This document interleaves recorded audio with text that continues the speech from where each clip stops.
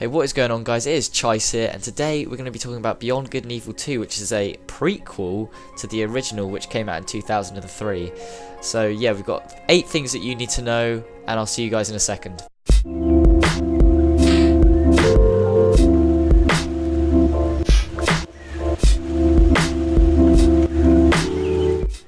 So the first thing that you need to know is that the prequel will stay connected to the first game, and it will present the history of System 4, which is where the game is based. And obviously it will be full of all this backstory and help us to understand the characters of the original. And then hopefully Michel Ancel, who is the lead director and producer of the project, he also made the first game. Hopefully we can get a third game to explain what happened to Jade and Paige, who were the protagonists of the first game. Well, Jade was the main one, and then Paige was sort of an accomplice, sort of. But another thing you need to know is that you can play the game completely solo. A lot of people were worried about the seamless online playground and how it was like an always online title, as the original was very story orientated and was an action adventure game. But rest assured that you can still play it solo, but you can also join friends and explore planets together, which I think is really cool and just expands the longevity of the game. So you could just, there's so much to do by the sounds of it. Another thing you need to know is that Christophe Herel, who did the, I'm sorry if I butchered the name, but he did the soundtrack on the original. He will be returning and doing it in the second game as well.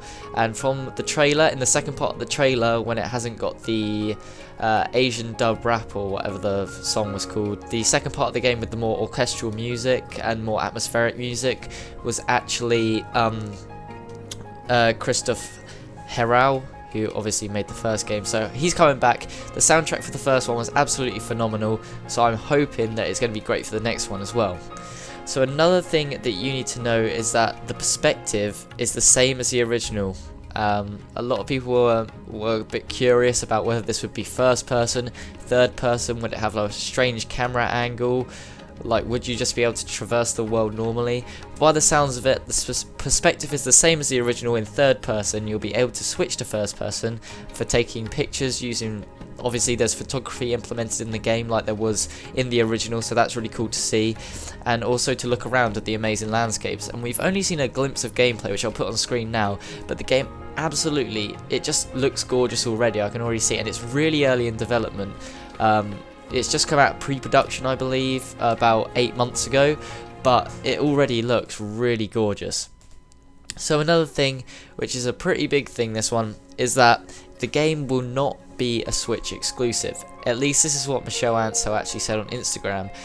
This is quite reassuring, as people like me who have a PC and a PS4 will get a chance to play this game that we've been hoping for so long. I mean, I played the original when I was a kid, so I really can't wait to play the next one.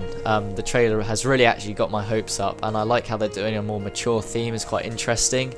So yeah, it's not a Switch exclusive. There was obviously ideas about, there was like a deal between Ubisoft and Nintendo and how that would work out. Obviously with the Rabbids and Mario game, we saw that there is a deal going on between Nintendo and Ubisoft, but that is obviously not the case for Beyond Good and Evil 2. So the final thing you need to know is that photography will still play an important role in the game, and this is awesome because it's a great throwback to the original, where you had to take pictures and you would earn money and then pearls and all these different things, which was really cool. And it's also very crucial for communicating your position as well, which is a strange idea. From the gameplay we've seen already, there's no mini-map or anything, but obviously it's early in development, so we don't know if that'll come in later.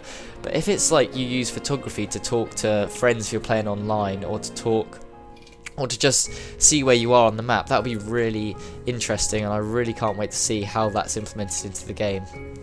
So alright guys, those were a few things, or 8 things, that you need to know about Beyond Good and Evil 2. I hope you guys did enjoy. Remember to give this video a like and comment any recommendations. Obviously this is my first video, so please don't be too harsh. I'm going in slowly, and we'll see how this goes. I will have some more Beyond Good and Evil 2 videos coming out. There's been a lot of information released, so I'm just getting through it. There was just a few basic things that you need to know to help you understand the game. So I hope you guys enjoyed. I'll see you in the next one.